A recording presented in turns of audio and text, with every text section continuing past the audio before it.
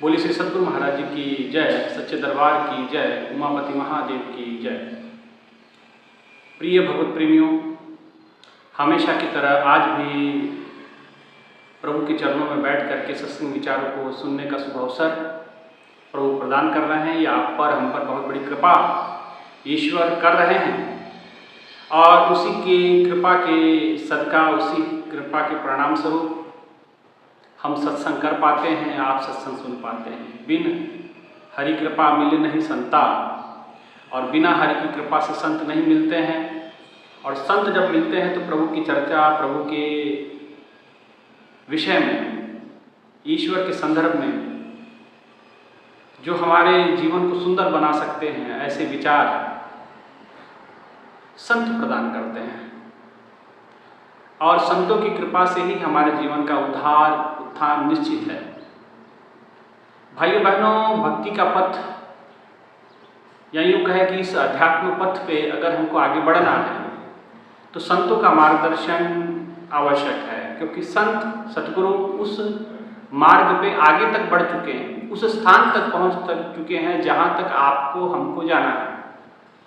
उस रास्ते के ज्ञाता है, उस रास्ते के ज्ञानी जन है, उस रास्ते पे चलने वाले वो महान पुरुष हैं जिन्होंने उस यात्रा को पूर्ण किया है। तो उस रास्ते की बारीकी, उस रास्ते के जानकारी, उस रास्ते के बारे में, उसकी अद्भुतता, उसकी दिव्यता, उसकी अलौकिकता या उसकी कठिनाई भी, तो सभी प्रकार का ज्ञान संत महापुरुष रखते हैं, सतगुरु रखते हैं। इसीलिए भक्त के जीवन में संत का मार्गदर्शन, सतगुरु का मार्गदर्शन अनिवार्य होता है। प्रभु तक पहुंचना है तो संतों का मार्गदर्शन जरूरी है। यूं ही नहीं रामचरितमानस में ये बात लिखी, वो कहते हैं कि अगर भगवान को डायरेक्ट भी आप प्राप्त कर सकते थे, और किया भी कई संतों ने। मीराबाई का नाम उसमें आता है, नामदेव महाराज का नाम आता है, रामकृष्ण परमहंस जी का नाम आता है, और भी अन्य संत अलग अलग क्षेत्रों में जिनकी कथाएं प्रचलन में हैं, या फिर जो उस महान स्तर के वो संत हैं, तो उनके जीवन में ईश्वर की अनुभूति या ईश्वर का दर्शन पहले से ही रहा। उनके साकार स्वरूप का दर्शन पहले से वो करते रहे, लेकिन फिर भी उनको गुरु के मार्गदर्शन की, गुरु के सतगुरु की आवश्यकता पड़ी। नामदेव महाराज जिसका नाम आता, मीराबाई का नाम, रामकृष्ण परमहंस जी। तो गुरु के मार्गदर्शन की आवश्यकता क्यों है? भगवान श्री राम कहते हैं, भगवान राम ने रामचरितमानस के अंदर में गोस्वामी तुलसीदास जी ने लिखा, और प्रभु श्री राम कहते हैं, राम सिंधु घन सज्जन धीरा, चंदन तरु हरि संत समीरा। कि अगर भगवान सागर है, मान लीजिए कि राम सिंधु घन सज्जन धीरा, कि राम सिंधु है, सिंधु का मतलब सागर, समुद्र से। अगर भगवान सागर हैं, और कमाल की बात यह है कि आप जानते हैं कि सागर में जल, अथाह जल राशि है, अनंत जल राशि है। परंतु अगर आपको प्यास लगी है, तो आप सागर का पानी पी करके अपनी क्षुधा शांत नहीं कर सकते, अपनी प्यास शांत नहीं कर सकते। अगर आपको अपनी प्यास को शांत करना है तो आपको कुएं, जल, कूप, जहाँ मीठा जल हो, जहाँ से पीने योग्य पानी हो, वही आप पी सकते हैं। आप सागर का जल नहीं पी सकते, कारण क्योंकि सागर का जल अत्यंत खारा है, वो पीने योग्य नहीं है, जहरीला भी है, वो बहुत नुकसान आपको कर सकता है, आप पी नहीं पाएंगे। लेकिन वो पीने योग्य कैसे बनता है पानी? अब तो पीने योग्य पानी आपको नलकूप से मिल गया, जलकूप से मिल गया, नदी नालियों से मिल गया, लेकिन सागर का पानी, तो भगवान कहते हैं कि भगवान अगर सागर है, राम सिंधु घन सज्जन धीरा, तो वही पानी, सागर का पानी आप पीते हैं। लेकिन कब? जब उस सागर के पानी के ऊपर सूरज की किरणें, सूरज की रोशनी, गर्मी जब पड़ती है, तो सूरज की गर्मी की वजह से सागर का पानी की भाप बनता है, जिसको वाष्पीकरण, वेपराइजेशन आप जिसको कहते हैं, उसका वाष्पीकरण होता है। और जिस समय वाष्पीकरण होता है तो आप जानते हैं कि वाष्पीकरण हुआ, तो वही वाष्पीकरण होकर के वो बादलों का रूप लेकर के हवा में उड़ जाते हैं, और वही बादल हमारे घरों के आसपास इर्द गिर्द बरसते हैं, और उसी बादलों से बरसा हुआ पानी जो हमारे नदियों में, हमारे जलाशयों में, हमारे कुओं में, हमारे जलकूपों में एकत्रित होता है, पानी को पी करके हम उस पानी को पी करके अपनी प्यास शांत करते हैं। पानी कौन सा है? सागर का है, लेकिन किसके माध्यम से मिला? बादल उसको लेकर के आए, बादलों के माध्यम से जो जल हमें प्राप्त हुआ। तो कहते हैं कि राम सिंधु, अगर भगवान सागर है तो संत बादल है। अगर आप डायरेक्ट सागर के पास, अगर डायरेक्ट परमात्मा के पास भी चले जाएं, तब भी आपको परमात्मा का सीधा लाभ होने वाला नहीं। उनके दर्शन हो सकते हैं, आप अपने आप को धन्य मान सकते हैं, उनके प्रेम को प्राप्त कर सकते हैं, लेकिन लाभ आपको तब भी नहीं मिलेगा, आवागमन का चक्र आपका कटने वाला नहीं। तो कहते हैं राम अगर सागर है, भगवान अगर सागर है तो संत बादल है। राम सिंधु घन सज्जन धीरा। दूसरा उदाहरण है चंदन तरु हरि संत समीरा। अगर भगवान चंदन का पेड़ है, अगर भगवान चंदन का वृक्ष है, तो आप जानते हैं चंदन के वृक्ष में अथाह सुगंध होती है, अथाह खुशबू होती है। वो सुगंधित वृक्ष होता है, लेकिन आप चंदन के पेड़ के समक्ष खड़े हैं, चंदन का पेड़ भी है, आप भी हैं, लेकिन आपके और चंदन के पेड़ के दरमियान जो चंदन की खुशबू को लेके आता है वो समीर है, वो हवा है, वो वायु है। आप खड़े हैं, चंदन का वृक्ष भी आपके समक्ष है, लेकिन आपके मध्य अगर हवा नहीं है तो चंदन की खुशबू आप तक पहुंच नहीं सकती, क्योंकि खुशबू आप तक आए इसके लिए हवा की आवश्यकता है। तो महापुरुषों ने कहा, गोस्वामी तुलसीदास जी ने लिखा, प्रभु श्री राम जी के ने कहा, वो कहते हैं कि चंदन तरु हरि संत समीरा। अगर हरि भगवान प्रभु अगर चंदन का पेड़ है तो संत समीर है, हवा है। आपको सागर का पानी पीना है तो बादल रूपी संत, अगर भगवान से लाभ लेना है तो सागर रूपी भगवान से लाभ, अगर पानी को प्यास को बुझाना चाहते हैं तो संत बादल रूपी संत चाहिए। भगवान चंदन का पेड़ है तो हवा रूपी संत चाहिए। जो संत हवा स्वरूपी है वही आपको खुशबू ला करके दे सकते हैं, आप तक पहुंचाते हैं। भगवान है लेकिन उसकी खुशबू, उसका आकर्षण या उसका अनुभव केवल संतों के पास से ही आपको प्राप्त हो सकता है। इसलिए कहा राम सिंधु घन सज्जन धीरा, चंदन तरु हरि संत समीरा। इसीलिए संतों की आवश्यकता है। आगे कहते सब कर फल हरि भक्ति सुहाई। अब सब कुछ करने का फल, अब यहां सब कुछ करने का फल का मतलब आपने बहुत कुछ किया होगा। आपने पूजा के नाम पे व्रत रखे होंगे, आपने पूजा के नाम पे मूर्ति की पूजा की होगी, शिव जी की, राम जी की, कृष्ण जी की, है ना। आपने यज्ञ इत्यादि किए होंगे, घरों में और भी अनुष्ठान आपने करवाए होंगे, आपने और भी यजन पूजन और तीर्थाटन आप गए होंगे, कहीं चारों धाम की यात्रा गए होंगे, गया जी किए होंगे। तो सब कुछ करने का फल, तो कहते सब कर फल हरि भक्ति सुहाई। तो सब कुछ करने का फल आपको क्या मिला? प्रभु की भक्ति मिली। अब प्रभु की भक्ति मिली तो कैसे मिली? सो बिन संत ना काहू पाई। वो बिना संत के आपको मिल नहीं सकती।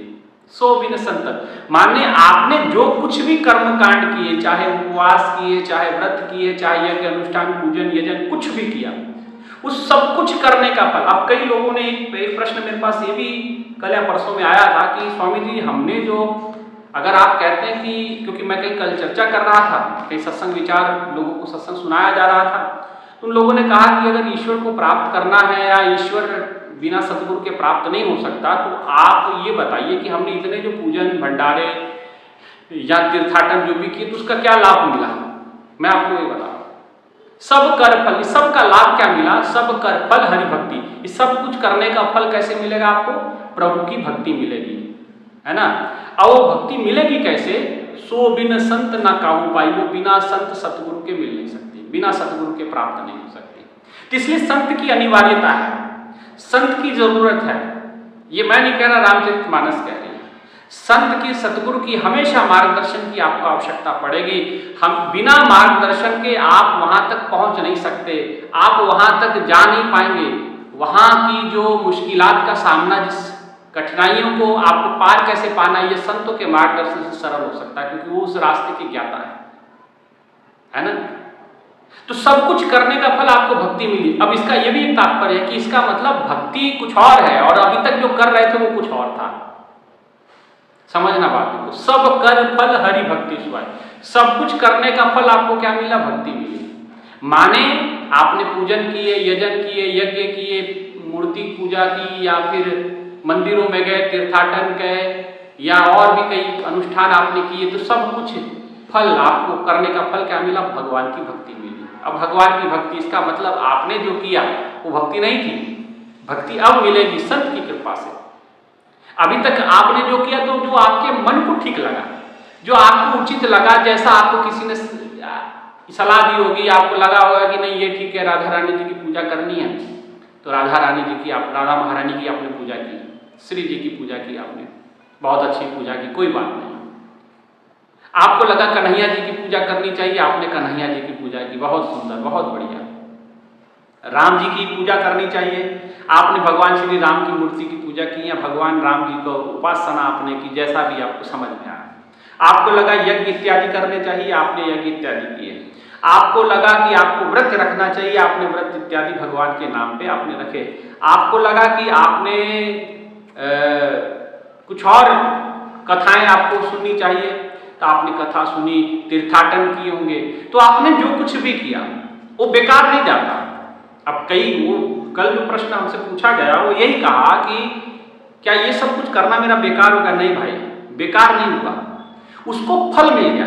जैसे आपने एक बीज लगाया, एक वृक्ष लगाया, वृक्ष का पौधे का बीज आपने डाला, अब वो वृक्ष, वो पौधा जो है, बीज से पौधा बना, पौधा से वृक्ष बना, वृक्ष से फल देने वाला हो गया। तो ये जो आप पूजा अनुष्ठान इत्यादि कुछ भी पूजा के नाम पे, ईश्वर के नाम के आपने सच्चे हृदय से, या जो भी कर्मकांड आपने किए, या जो भी यज्ञ अनुष्ठान आपने अपने जीवन में किए होंगे, वो सब कुछ फलीभूत हो गया। जैसे बीज से पौधा, और पौधे से पेड़, और पेड़ से फल फूल लगने लग जाते हैं, तो उसी प्रकार से तो फल जब लगने लगता है, ये कहते हैं ये वृक्ष फलित हो गया, ये फल देने लगा।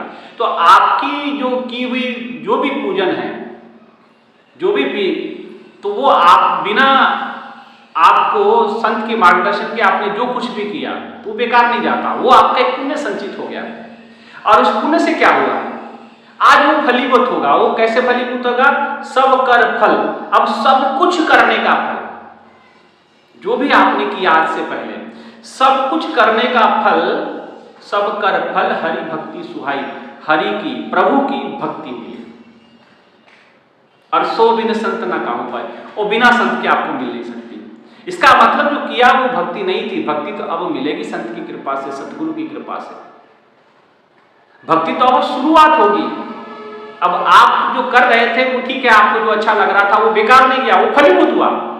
कई लोग वही बात कल कह रहे थे कि भाई क्या वो हमारा बेकार हो जाएगा? नहीं, बेकार नहीं हो जाएगा, वो फलित हो गया आज आपको संतों के रूप में। संत जब मिलते हैं, इसीलिए तो कहा भगवान की सबसे बड़ी कृपा क्या है? तो महापुरुष ने कृपा करे जब पार ब्रह्म तो होवे साधु संग। जब पार ब्रह्म कृपा करते हैं, परम पिता कृपा करते हैं, परमेश्वर कृपा करते हैं, तो संत मिलते हैं।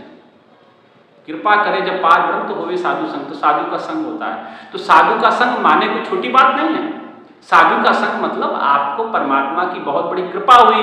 आज आपके जितने कर्म अनुष्ठान आपने किए, जितने भगवान के नाम पे भक्ति आराधना जो भी आपने किया, आज उसको फल लगने जा रहा है। तब आपको संत मिलते हैं प्रभु की कृपा से। बिन हरि कृपा मिले नहीं संता, रामायण में भी आता है। बिना हरि की कृपा के बिना संत नहीं मिलता। संत तेथे हरि, हरि तेथे संत, ऐसे वेद चारे बोलता थी।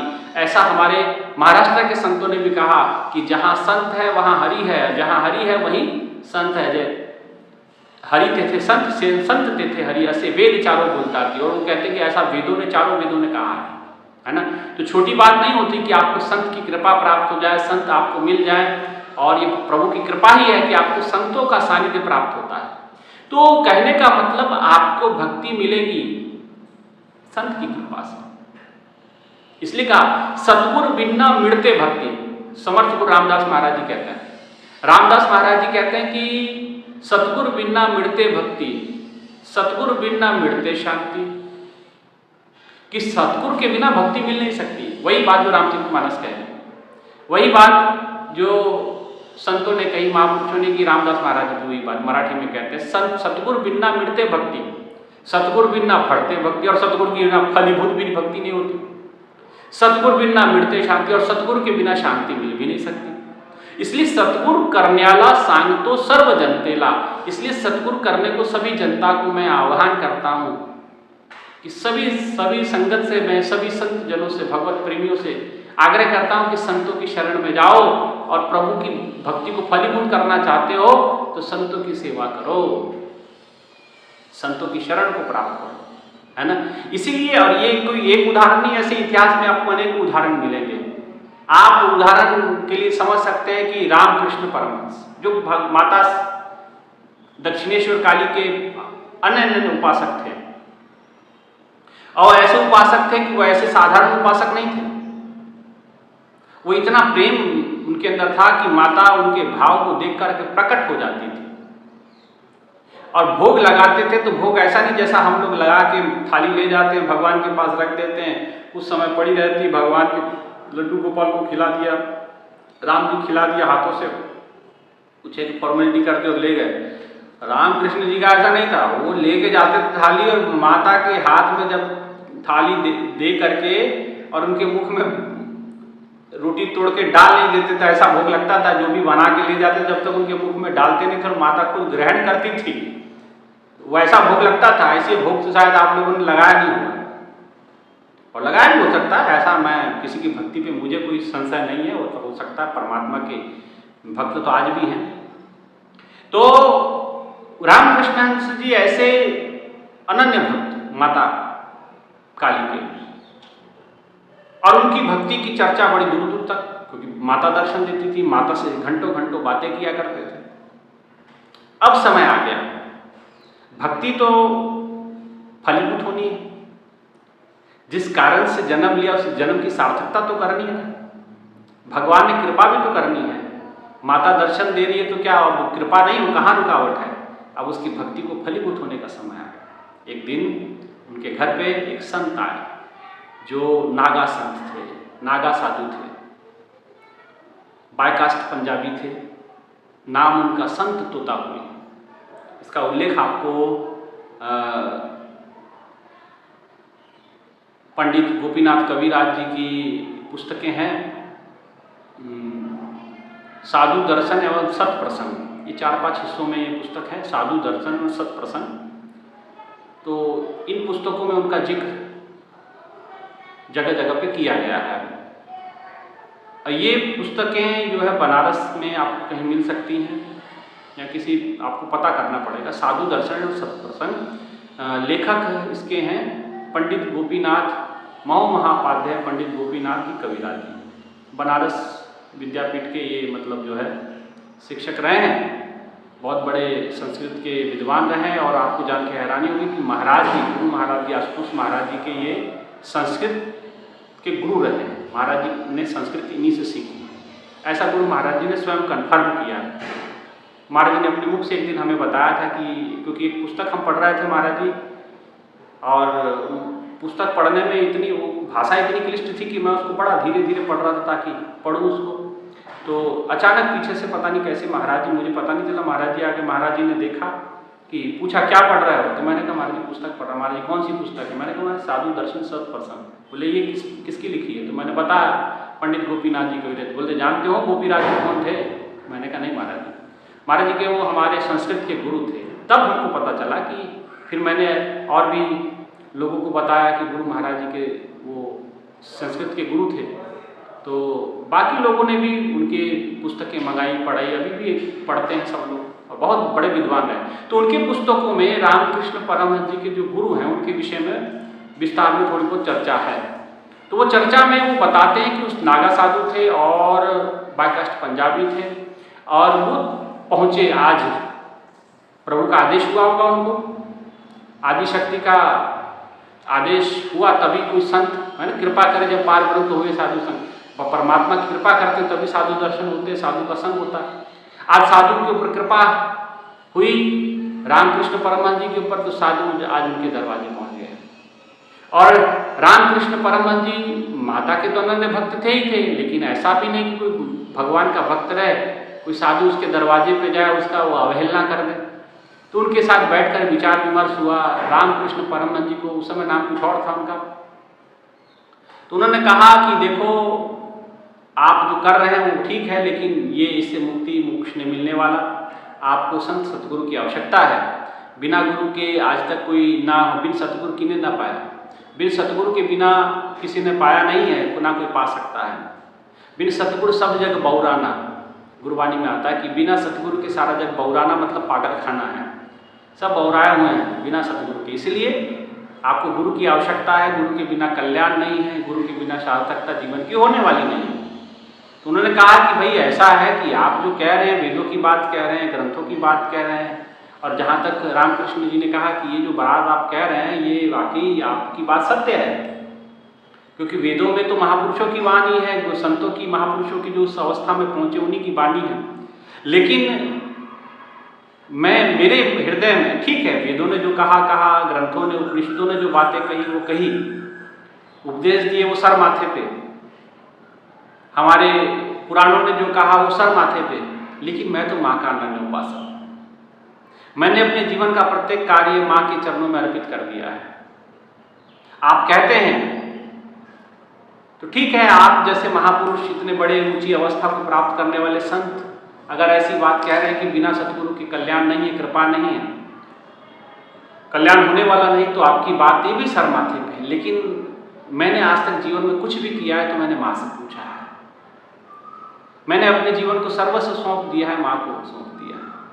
अगर माँ कहेगी तो मैं जरूर अपने जीवन में आपको गुरु के रूप में धारण करूंगा। संत तोतापुरी ने कहा मुझे कोई समस्या नहीं, आप जाएं, अपनी माँ का आह्वान करें और बताएं कि तोतापुरी तुम्हारे दरवाजे आया है और ऐसी ऐसी बात, गुरु के बिना कल्याण नहीं होगा, इस बात को उनको बताना। और रामकृष्ण परमहंस जी जो है भोजन में कुछ भोग लेकर के, थाली में लेकर के, और वो चले गए माँ के पास। माँ काली का आह्वान किया। जिस समय माँ काली का आह्वान किया तो माँ काली का जैसे आह्वान किया तो माँ काली ने प्रकट हुई। अब माँ काली जब प्रकट हुई, माँ ने दुलार प्यार रामकृष्ण को दिया और उन्होंने कहा कि माँ मुझे आज आपसे एक बात करनी है। माँ ने कहा कि पुत्र कहो कौन सी बात है। तो रामकृष्ण परमहंस जी ने कहा कि मुझे ये बताओ कि एक संत मेरे दरवाजे आए हैं, तोतापुरी संत उनका नाम है, और नागा साधु हैं, वो इस प्रकार की चर्चा कर रहे हैं कि गुरु के बिना गति नहीं होती, कल्याण नहीं होता, मार्ग जीवन का प्रशस्त नहीं होता, जीवन का उद्धार उत्थान नहीं होता। अगर ये, क्या मुझे गुरु के चरणों में जाना चाहिए? क्या मुझे गुरु के चरणों की आवश्यकता है? मैं तो आपका अनन्य उपासक हूँ, मेरे हृदय में तो आप बसती हैं। फिर भी मैं उनकी बात को सम्मान देते हुए मैं आपसे ये प्रश्न पूछ रहा हूँ कि क्या मुझे उनकी बात माननी चाहिए कि मुझे किसी संत सतगुरु की आवश्यकता है? माँ ने हंसते हुए कहा कि पुत्र वो सही कह रहे हैं, गुरु के बिना कल्याण नहीं होता, जीवन का उद्धार नहीं होता, जीवन उत्थान नहीं होता, जीवन में कल्याण नहीं होता है। तो जीवन का कल्याण नहीं है, जीवन का उद्धार नहीं है, तो फिर रामकृष्ण परमहंस जी ने कहा कि अच्छा, अगर गुरु के बिना जीवन का कल्याण नहीं होता? माँ ने कहा बिल्कुल सही कह रहे हो। तो इतने जोर से रामकृष्ण परमहंस जी ने अपना हाथ जो है जमीन पे दे पटका और कहने लगे, माँ जब गुरु के बिना कल्याण होता ही नहीं तो आपकी इतनी पूजा भक्ति जो मैंने की, आप मुझे दर्शन देने आती हैं, मेरे भोग को अपने मेरे हाथों से ग्रहण करती हैं, एक निवाला मैं खाता हूँ, एक निवाला आप खाती हैं, इतनी आपकी मैंने भक्ति की या इतनी मैंने आपकी पूजा उपासना की, अगर कल्याण मेरा गुरु ने ही करना है तो फिर आपकी इतनी पूजा आराधना उपासना का क्या लाभ मिला, उसका क्या फल मिला? जो बात मैं पूर्व में कहा, मैं उसी पे आ रहा हूँ कि उसका क्या लाभ मिला। तो माँ ने जो कहा वो समझने लायक है, वो वही उसका उत्तर है। माँ ने कहा कि देखो बात ऐसी है, तुम सत्य कह रहे हो कि गुरु के बिना कल्याण नहीं है, और जो तुम नाराज हो रहे हो कि मेरा अगर गुरु के बिना कल्याण नहीं तो मेरी भक्ति करने का फल क्या मिला? तो मेरी भक्ति का करने का फल ये मिला कि जिस गुरु को ढूंढने के लिए आपको न मालूम कितने जन्म लेने पड़ते हैं, न मालूम कितने जन्मों तक भटकना पड़ता, न मालूम कितने जन्मों तक आप अपने आप को तड़पते रहते हैं, आप न मालूम कितने जन्मों तक कितने जन्म आपको लेने पड़ जाते, तब भी आपको पूर्ण संत सद्गुरु नहीं मिलता। लेकिन मेरी कृपा से मेरा भक्ति करने का फल आपको ये मिला कि तुझे ढूंढना नहीं पड़ा, तुम्हें ढूंढते हुए स्वयं संत आ गए। तुम्हारे जीवन में सद्गुरु का प्रवेश हो गया, प्रकटीकरण हो गया है, तुम्हारे घर पे संत पहुंच गए हैं अपने आप से। ये मेरी भक्ति करने का ही फल है। सब कर फल हरि भक्ति सुहाई, सब कुछ करने का फल आज तुझे प्राप्त होने जा रहा है, इसलिए विलंब ना कर। और ये गुस्सा करने का समय नहीं है, मौका साधने का समय है। ये मौका अगर अब चूक गया, सद्गुरु निकल गए, अब तू ढूंढता रह जाएगा, फिर वो नहीं मिलने वाले। इसलिए तू लेट ना कर, विलंब ना कर, और तुरंत जा, और जा करके गुरु के चरणों को पकड़ और जा, गुरु की शरण हो, उस ज्ञान को, उस दिव्य ज्ञान को प्राप्त कर, उस महान ज्ञान को प्राप्त कर, और उस महान ज्ञान को प्राप्त करके अपने जीवन को सफल कर, अपने जीवन को सार्थक कर। और कहते रामकृष्ण परमहंस जी तुरंत वहां से निकलते, और तुरंत निकल करके अपने जीवन को सार्थक करते हैं, और तोतापुरी जी की शरणागत होकर उस दिव्य ज्ञान को प्राप्त करते हैं, ब्रह्म ज्ञान को प्राप्त करते हैं। और अंतःकरण में जो माँ को आज बाहर दिख रहे थे, आज वही माँ अंतःकरण में प्रकट हो गई। कभी माँ बन जा रही है, वही माँ कभी प्रकाश के रूप में तब्दील हो जा रही है। रामकृष्ण परमहंस जी से जैसे माथे पे हाथ रखा, तोतापुरी जी ने पूछा क्या देख रहे हो, तो कहने माँ को देख रहा हूं। माँ ने कहा और रामकृष्ण परमहंस जी को तोतापुरी जी ने डांटते हुए कहा और गंभीरता से जरा ध्यान लगाओ। पूछा फिर क्या देख रहे हो, उन्होंने कहा कि मैं तो माता का ही अनन्य स्वरूप अपने घट के भीतर देख रहा हूं। फिर रामकृष्ण परमहंस जी को गरजते हुए आवाज में तोतापुरी जी ने कहा अब क्या देख रहे हो, तो उन्होंने कहा कि एक हल्की सी ज्योति जलती हुई नजर आ रही है, एक प्रकाश का पुंज नजर आ रहा। तो तोतापुरी संत जी ने कहा कि अब बिल्कुल सही दर्शन हो रहा है, ये प्रकाश का दर्शन बिल्कुल सही दर्शन है, इसलिए इस दर्शन को, इस पे मन लगाओ, इस पे मन टिका के रखो, इसी को देखते रहो, और देखते देखते एक दिन तुम स्वयं प्रकाश हो जाओगे। और कहते इसी पे मन लगा के रखना है, इसी पे ध्यान केंद्रित करके रखना है, यही माँ का असली स्वरूप है। हम कहते हैं ना ज्योता वाली की जय, लाइटा वाली की, जो एक लाइट है, एक प्रकाश है। या देवी सर्वभूतेषु ज्योति रूपेण संस्थिता, नमस्तस्यै नमस्तस्यै नमस्तस्यै नमो नमः। तो वो आज माँ के वास्तविक स्वरूप को प्राप्त कर गए। वो माँ को सिर्फ समझ रहे थे इसी प्रकार से, लेकिन माँ तो अंतःकरण में बैठी हुई है। इसलिए उस अंतःकरण में बैठी हुई माँ को अगर प्राप्त करना है तो संत सतगुरु की तो आवश्यकता है ही, संत की तो जरूरत है ही है ना। इसलिए अब ये सब कुछ करने का फल क्या मिल गया, भक्ति मिली, लेकिन वो कैसे बिना सतगुरु के नहीं मिलती। इसलिए सतगुरु की तो आवश्यकता है। सब कर फल हरि भक्ति, सब कुछ करने का फल आपको प्रभु की भक्ति मिलती है, और भक्ति संत सतगुरु के बिना नहीं हो पाती है।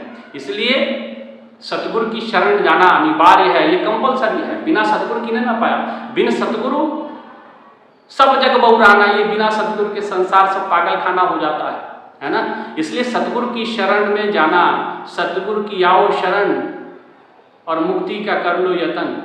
अगर मुक्ति का यतन करना चाहते हो, मुक्ति पाना चाहते हो, तो सतगुरु की शरण में जाना। इसीलिए कहा मोक्ष मूलम गुरु कृपा।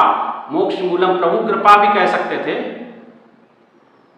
इतने बड़े बड़े ग्रंथों की रचना हुई, प्रभु की कृपा से भी मोक्ष हो सकता है, ऐसा कहा जा सकता है। लेकिन क्यों गुरु की कृपा? उन्होंने कहा मोक्ष मूलम गुरु कृपा। मोक्ष होता है तो गुरु की कृपा से होता है। आपके अपने पुरुषार्थ से या मेहनत से तो आपको सिर्फ गुरु को रिझाना होता है। अपनी सेवा से, अपनी साधना से, अपनी सत्संग से आपको गुरु से नजदीकी बनानी होती है, गुरु को प्रसन्न करना। आप गुरु आप कितने समय में प्रसन्न कर लें? आप 1 सेकंड में प्रसन्न कर सकते हैं, 1000 घंटे में प्रसन्न कर लें, 1 जन्म में प्रसन्न कर लें, 1000 जन्म लेने पड़ जाएं। अभी गुरु पे आपकी भक्ति पे निर्भर करता है। आपने जिस दिन गुरु को प्रसन्न कर लिया, मुक्ति तो भरी दी पड़ी उसके, और उसने मुख खोला नहीं, आशीर्वाद मुक्ति का दिया नहीं, और आपको मुक्ति मिली नहीं। आपको करना कुछ नहीं है, बस आपको गुरु को प्रसन्न करना है। और गुरु की प्रसन्नता क्या है? साधना। गुरु की प्रसन्नता क्या है? सेवा। गुरु हम साधना अपने आत्मकल्याण के लिए नहीं करते, गुरु की प्रसन्नता है इसमें। हमारे भीतर के विकार कटते हैं, वो तो अपनी जगह पे है, लेकिन अगर इसको आप ये समझ के गए गुरु का आशीर्वाद है। अगर हम जितना देर साधना करते हैं तो मान लीजिए हम गुरु का आशीर्वाद प्राप्त कर रहे हैं, गुरु का हाथ हमारे माथे पे है, सेवा करते हैं गुरु का आशीर्वाद हमें मिलता है, साधना करते हैं, सत्संग सुनते गुरु का आशीर्वाद हमें प्राप्त होता है। इसलिए गुरु की प्रसन्नता में मुक्ति छुपी मोक्ष मूलम गुरु कृपा। और भक्ति बिना गुरु के प्राप्त नहीं होती, सो बिन संत ना काहू पाए।